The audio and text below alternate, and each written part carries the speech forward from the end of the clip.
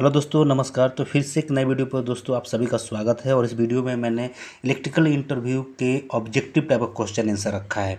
ये पार्ट 6 है। हमने पार्ट 5 ऑलरेडी बना रखा है। यदि आपने नहीं देखा तो जाके इंटरव्यू क्वेश्चन आंसर वाले में जाकर आप उस सारे वीडियो को देख सकते हैं। ये वीडियो हमने इसलिए रखा है ताकि इंटरव्यू वगैरह में ऑब्जेक्टिव टाइप के भी आपसे प्रश्न और उसके उत्तर पूछे जाएंगे।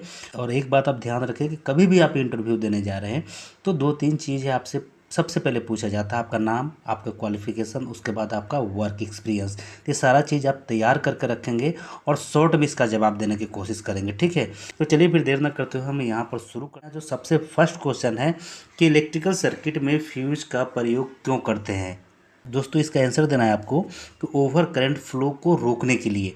आपके मन में भी विचार आ रहा होगा कि जो हमारा फ्यूज है शॉर्ट सर्किट से भी बचाता है। तो आप एक चीज़ क्लियर कर लीजिए कि जो शॉर्ट सर्किट होता है, शॉर्ट सर्किट से भी हमारा जो करंट है, करंट ज़्यादा फ्लो करता है, ओवर फ्लो करता है। ठीक है, उस समय ये फ्यूज ही प्रोटेक्शन करता है। यानी कि सर्किट से जो हमारा ओवर करंट फ्लो करता है उसको रोकने के लिए हम फ्यूज का प्रयोग करते हैं। ठीक है, चाहे वो शॉर्ट सर्किट हो या फिर ओवरलोड हो। नेक्स्ट हमारा बहुत ही सिंपल क्वेश्चन है, वाट मीटर किसको मापने के लिए हम प्रयोग करते हैं। इसका ऑप्शन है करंट, वोल्ट, एम्पियर या फिर पावर। तो दोस्तों इसका आंसर है पावर।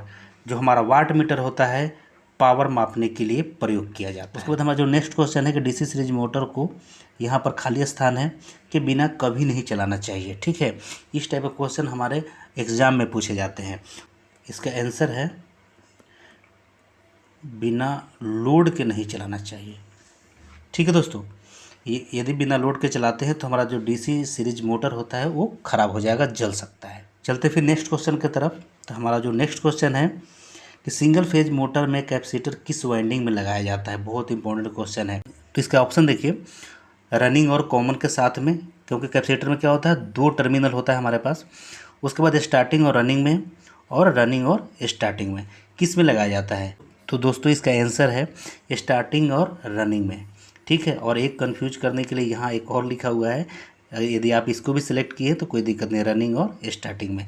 यही दोनों में हम क्या करते हैं, कैपेसिटर के जो 2 पॉइंट होता है उन दोनों पॉइंट को हम जोड़ देते हैं। ठीक है, तो हमारा नेक्स्ट क्वेश्चन है तो जो हमारा जनरेटर होता है, जनरेटर की आउटपुट का यूनिट क्या होता है। किलोवाट में होता है, केवीएआर में होता है या फिर केवीए में होता है।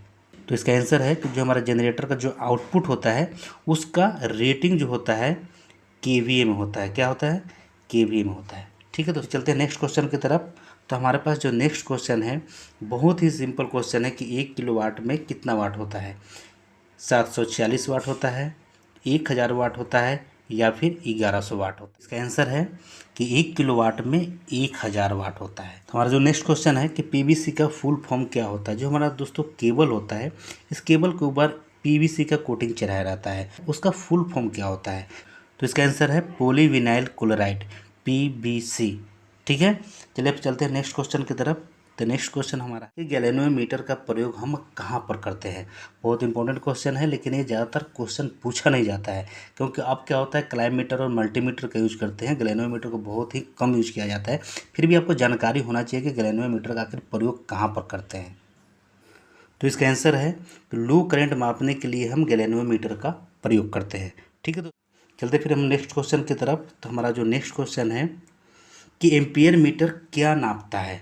बहुत इंपॉर्टेंट क्वेश्चन है, जो कन्फ्यूजन वाला भी क्वेश्चन है ये। तो जो हमारा एम्पियर मीटर होता है क्या चीज़ नापता है, वोल्टेज को मेजर करता है, पावर को मेजर करता है या फिर करंट को मेजर करता है। तो इसका आंसर है कि जो हमारा एम्पियर मीटर है वो करंट को मेजर करता है। ठीक है, और उसका वैल्यू हम किस में देखते हैं, एम्पियर में देखते हैं। चलिए फिर चलते हैं लास्ट क्वेश्चन की तरफ। तो हमारा जो लास्ट क्वेश्चन है कि ट्रांसफार्मर का प्रयोग हम क्यों करते हैं।